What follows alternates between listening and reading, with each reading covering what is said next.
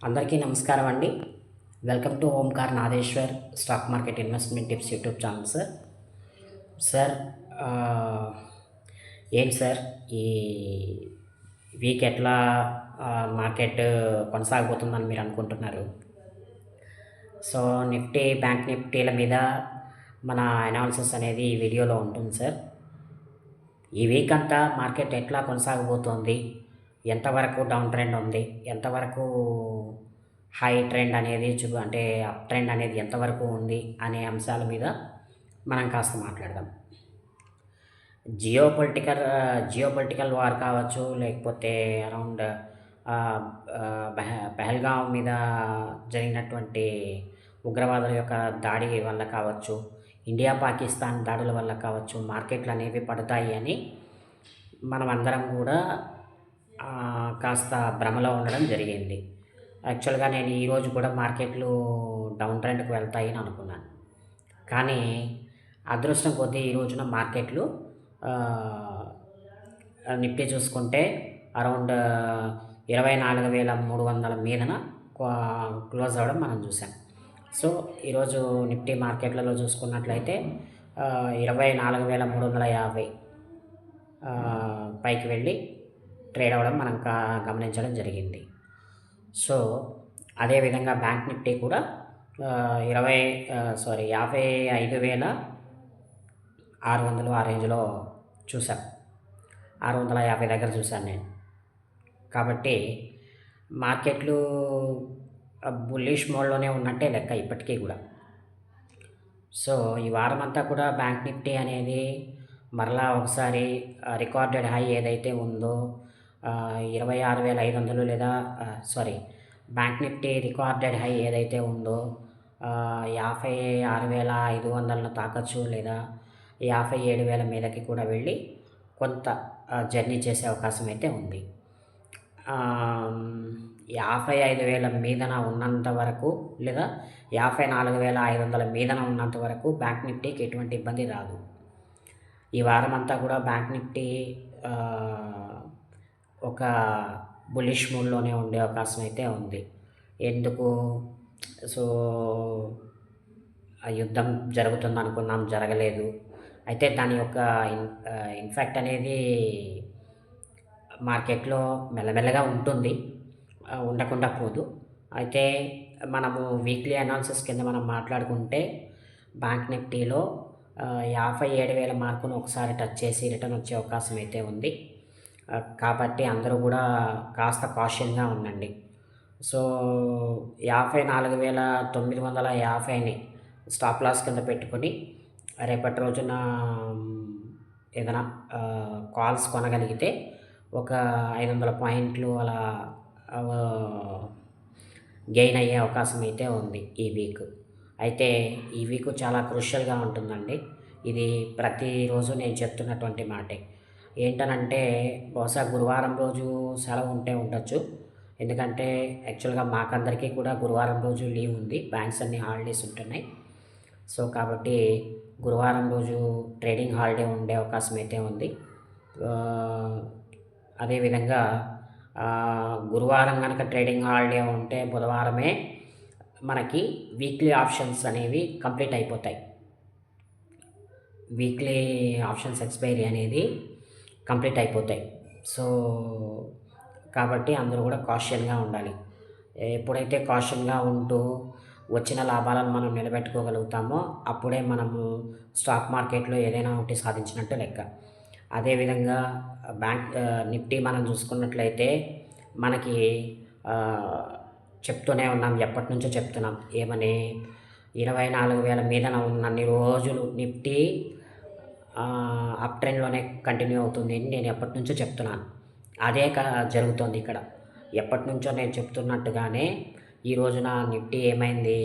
24,360 high అన్నమాట. లో చూసుకుంటే 24,150 అక్కడ చూశాను నేను ఒకసారి. ఓవరాల్‌గా ఒక 300 పాయింట్లు గ్యాప్ అప్‌లోనే మార్కెట్లు ఓపెన్ అయ్యాయి. అంటే కంటిన్యూ అయ్యాయి. అంటే ఈ రోజంతా కూడా అప్ ట్రెండ్‌లోనే కంటిన్యూ అయ్యాయి. ఇందులో ఎటువంటి సందేహము లేదు. ఒకవేళ మార్కెట్‌లో ఎప్పుడైనా డౌన్ ట్రెండ్ కంటిన్యూ అయినా సరే దాన్ని నిలబెట్టుకోలేకపోయాయి. డౌన్ ట్రెండ్ అనేది నిలబెట్టుకోలేకపోయాయి. ఇప్పుడు సస్టైన్ అవ్వట్ల. అంటే 24,000 కిందకి వెళ్ళాలని ప్లాన్ అయితే చేస్తోంది గానీ, బట్ అది సస్టైన్ అవ్వడం లేదు. 24,000 కిందకి వెళ్ళనంత వరకు మార్కెట్లలో సస్టైనబిలిటీ కంటిన్యూస్‌గా ఉండనే ఉంటుంది. ఎక్కడికి 25,000 మార్కును తాకడానికి ప్రయత్నం చేస్తోంది ఇప్పుడు నిఫ్టీ. 25,000 లేదా 24,500 మార్కును తాకడానికి ప్రయత్నం చేస్తోంది. ఈ మధ్య కాలంలో ఒక 2, 3 నెలలకు అంటే ఒక 4 నెలల క్రితము ఏంటి 24,865కు వెళ్ళి అక్కడి నుండి 21,900 దాకా కూడా వెళ్ళింది. అక్కడి నుండి కిందకి. సో 21,900 దగ్గర నుండి ఇప్పుడేంటి 24,000 మీదన ప్రయాణం చేస్తోంది. ఇంచుమించుగా ఒక 2,000 పాయింట్లు కాదులే కానీ ఒక 2,000 పాయింట్లకు పై చిలుకున పైనుంది. సో ఇక్కడ రెసిస్టెన్స్ చూసుకుంటే ఎక్కడుంది అంటే 24,890 లేదా 24,900 ఇక్కడ నేను రెసిస్టెన్స్ అనేది చూస్తున్నాను. ఎందుకు అంటే అక్కడ మనకి ప్రాఫిట్ బుక్ అయ్యే అవకాశం అయితే ఉంది. సో కాబట్టి మనం ఏం చేయాలి 24,500 దాటిన తర్వాత ఎక్కడికక్కడ మనం ప్రాఫిట్స్ బుక్ చేసుకుంటూ రావాలి. సో ఇది ఇట్లాగే కనుక కంటిన్యూ అయితే ఈ వీక్ కానీ లేదా నెక్స్ట్ వీక్ కానీ 26,000 మళ్ళా ఒక్కసారి టచ్ చేసే అవకాశం అయితే ఉంది. సో కాబట్టి చాలా జాగ్రత్తగా ఉండాలి. పుట్టు కొనేవాళ్ళు చాలా జాగ్రత్తగా ఉండాలి. ఎక్కడికక్కడ పుట్లు కరిగించేస్తాయండి. ఎక్కడికక్కడ కాల్స్ కరిగిపోతూ ఉంటాయి. అయితే అప్ సైడ్ వెళ్తున్నప్పుడు కాల్స్ బై చేస్తూ డౌన్ సైడ్ వెళ్తున్నప్పుడు పుట్స్ బై చేస్తూ ఒక 10 నుంచి 15 పాయింట్ల వేరియేషన్తో బయటికి రావాలి. అలా రాగలిగితేనే మనకి ఇంట్రాడే పాయింట్ ఆఫ్ వ్యూలో డబ్బులు రాగలిగే అవకాశం అయితే ఉంటుంది. సో ఇదే కాకుండా నెక్స్ట్ ఏంటి మనం చేయాల్సిన పని ఈక్విటీస్లో కూడా మార్కెట్స్ పెరిగే కొద్దీ మెల్లమెల్లగా లాభాలు రావడం మొదలవుతూ ఉంటాయి. అలాంటప్పుడు మనం ఏం చేయాలి కిందన ఎవరమైతే కొని ఉంటామో షార్ట్ టర్మ్ పాయింట్ ఆఫ్ వ్యూలో ఇంట్రాడే పాయింట్ ఆఫ్ వ్యూలో కావచ్చు, షార్ట్ టర్మ్ పాయింట్ ఆఫ్ వ్యూలో కావచ్చు కింద కొని ఉంటారు. వాళ్ళందరూ కూడా ఇప్పటికిప్పుడు ప్రాఫిట్స్ బుక్ చేసుకుని తీరాలి. లేకపోతే మీరు ఇంకొక టార్గెట్ పెట్టుకోండి. ఒక 2-3 ఇయర్స్ టార్గెట్స్ పెట్టుకోగలిగితేనే మరలా తిరిగి మీ ప్రైజింగ్ అంటే మీ బయింగ్ ప్రైస్ అనేది మీరు చూస్తారు. ఎందుకంటే ఇక్కడ నుండి మార్కెట్లు వోలటైల్గా ఉండే అవకాశం అయితే ఉంది కనుక మీరు కాస్త డౌన్ ట్రెండ్ చూడగలిగే అవకాశం అయితే ఉంది. ఎందుకు అంటే ఒక బ్రోకింగ్ కంపెనీ అనేది 28,000కి కానీ లేదా 20,000కి కానీ ఈ మధ్యలో ఉండే అవకాశం అయితే ఉంటుంది నిఫ్టీ అని ఒక కామెంట్ అయితే చేసింది. సో ఈ సందర్భంగా మనం చేయాల్సిన పని ఏంటంటే మార్కెట్లలో ఎక్కడికక్కడ ప్రాఫిట్స్ బుక్ చేసుకోవాలి, ఎక్కడికక్కడ బయింగ్ చేసుకుంటూ రావాలి.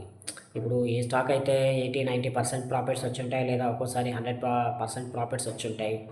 అట్లాంటి వాటిల్లో మనం ఇప్పుడు ఖచ్చితంగా ప్రాఫిట్స్ బుక్ చేసుకొని తీరాలి. అట్లీస్ట్ 50% స్టాక్ అనేది మనము అమ్మేసుకోగలగాలి. అప్పుడు మనకి ఏం జరుగుతుంది ఫ్రీ ఆఫ్ కాస్ట్ కిందకు రావడమో లేకపోతే యావరేజ్ ప్రైస్ తగ్గడమో లాంటిది జరుగుతుంది. సో ఇదే విధంగా నెక్స్ట్ ఏం చేయాలి మనము బ్యాంకింగ్ స్టాక్స్లో కూడా ఒకటి గమనించాలి. ఏంటి ఇప్పుడు కొన్ని స్టాక్స్ ఉన్నాయి. Ujjivan small finance, IDFC first bank IDFC bank, తర్వాత ఇట్లాంటి కొన్ని కర్ణాటక బ్యాంకు, లేకపోతే సౌత్ ఇండియన్ బ్యాంకు ఇట్లాంటివి ఉన్నాయన్నమాట. ఇవన్నీ కర్ణాటక బ్యాంక్ కాదులే కానీ సౌత్ ఇండియన్ బ్యాంకు ఇట్లాంటివి ఉన్నాయి. ఇండియన్ ఓవర్సీస్ బ్యాంకు ఇట్లాంటివన్నీ ఏం జరుగుతున్నాయంటే కిందకి పడుతూ వస్తున్నాయి. ప్రజెంట్ ఇవి చాలా లోయర్ ప్రైజెస్లో ఉంటున్నాయండి. సో ఇట్లాంటి వాటిని ఇక్కడ మనం కొనుక్కోగలగాలి. సో ఇట్లాంటి వాటిని కొనుక్కోవడానికి ఇదే కరెక్ట్ ప్రైస్ అండి. అదేవిధంగా కొంచెం పైకి వెళ్తాము అని అనుకుంటే Canara bank, union bank of India కూడా కొనుక్కోవడానికి ఇదే correct price. Union bank of India around 190 దాకా వెళ్ళి రిటర్న్ వచ్చింది. ఇప్పుడు మరలా తిరిగి ఇది 120 రూపీస్, 130 ఆ మధ్యలో ట్రేడ్ అవుతోంది. 120, 130 ఆ మధ్యలో ట్రేడ్ అవుతోంది. కాబట్టి ఇట్లాంటి బ్యాంక్స్ని మనము కొనుక్కోగలిగితే కనుక రాబోయే 2-3 ఏళ్లలో గ్రోత్ చూడగలిగే అవకాశం అయితే ఉంటుంది. సో ఇట్లాంటి స్టాక్స్ మనం కొనుక్కొని ఎప్పుడైతే మనము హోల్డ్ చేసి పెట్టుకుంటామో ఇక్కడ నుంచి ఒక 30-40 పాయింట్స్ 30-40% ప్రాఫిట్స్ రాగలిగే అవకాశం అయితే ఉంది. రాగల 2-3 ఏళ్లలో మార్కెట్ రాగల 2-3 ఏళ్లలో నిఫ్టీ 70,000కి చేరుకోవడానికి రెడీగా ఉంది. బ్యాంక్ నిఫ్టీ 70,000కి చేరుకోవడానికి రెడీగా ఉంది. అదేవిధంగా నిఫ్టీ ఈ ఏడాది అంతానికల్లా అంటే నెక్స్ట్ ఇయర్ మార్చ్ కల్లా 30,000కి చేరుకోవడానికి రెడీగా ఉంది. ఇది నేను ఎప్పటి నుంచో చెప్తున్నటువంటి మాట. కాబట్టి ఏ స్టాక్స్ అయితే అండర్ వాల్యూడ్ స్టాక్స్ ఉన్నాయో, ఎక్కడైతే 80%, 90% కిందకి పడిపోయిన స్టాక్స్ దొరుకుతాయో మీకు, అట్లాంటి స్టాక్స్ మీద మీరు ఇన్వెస్ట్మెంట్లు ఖచ్చితంగా చేసి తీరాలి. ఇది సరైన టైం అండి. సో ఇట్లాంటి స్టాక్స్ని మీరు పిక్ చేసుకోండి. చేసుకోగలిగితే మీకు రాబోయే రోజుల్లో మంచి గ్రోత్ అనేది మీరు చూస్తారు. ఇకపోతే ఈ వీక్ అంతా కూడా నిఫ్టీ గురించి మరొకసారి మనం మాట్లాడుకుంటే 23,950, అదేవిధంగా 26,000 ఈ మధ్యలోనే మార్కెట్ ట్రేడ్ అయ్యే అవకాశం అయితే ఉంది ఈ వీక్ అంతా కూడాను. అదేవిధంగా బ్యాంక్ నిఫ్టీ మనం మాట్లాడుకోగలిగితే 24,500, అదేవిధంగా 54,500, అదేవిధంగా 57,000. ఇది ఇక్కడ ఏంటి, నేను ఎందుకు ఇలా అంటున్నానంటే బ్యాంక్ నిఫ్టీలో హెవీ వొలటాలిటీ ఉంటుంది కనుక ఒక 1000 పాయింట్లు ఇటు 1000 పాయింట్లు అటు తిరుగుతూ ఉంటుంది. ఎట్టకేలకు 55,000 మీదన ఉన్నంత దాకా బ్యాంక్ నిఫ్టీ అనేది లాభాల బాటలోనే నడుస్తుంది. 24,000 మీదన ఉన్నంత దాకా నిఫ్టీ అనేది లాభాల బాటలోనే నడుస్తుంది. కాబట్టి కాస్త కాషన్గా ఉండాలి. ఎక్కడికక్కడ ప్రాఫిట్స్ బుక్ చేసుకోవాలి. పడుతున్నప్పుడు కొంటూ ఉండాలి, పెరుగుతున్నప్పుడు అమ్ముకుంటూ ఉండాలి. సో ఈ విధంగా చేస్తే షార్ట్ టర్మ్ పాయింట్ ఆఫ్ వ్యూలో మనకి కొంత లాభాలు రాగలిగే అవకాశం ఉంటుంది. కాబట్టి ఇలాంటి మార్గదర్శకాల ద్వారా మీరు స్టాక్ మార్కెట్లో ముందుకెళ్ళాలి. సో ఎప్పుడైతే మనము వచ్చిన లాభాలను నిలబెట్టుకోగలుగుతామో అప్పుడే మనం ఇంకా కొన్ని స్టాక్స్ మళ్ళీ తిరిగి కొనుక్కోగలుగుతాం. సో ఇట్లాంటివి ట్రిక్స్ పాటిస్తూ స్టాక్ మార్కెట్లో మీరందరూ కూడా ముందుకెళ్ళాలని నేను కోరుకుంటున్నానండి. ఈ వీడియో కనుక మీకు నచ్చి ఉన్నట్లయితే లైక్, షేర్, కామెంట్, సబ్స్క్రైబ్ చేయడం అస్సలు మర్చిపోవద్దు. ఈ వీడియో మీద మీ కామెంట్ ఏదైనా ఉన్నట్లయితే దయచేసి లైక్, షేర్, కామెంట్, సబ్స్క్రైబ్ అయితే చేయండి. అదేవిధంగా నా ఛానల్ని ఎంకరేజ్ చేయండి. మరొక మంచి వీడియోతో మరలా తిరిగి మీ ముందుకు వస్తానండి. అంతవరకు సెలవు. నమస్తే.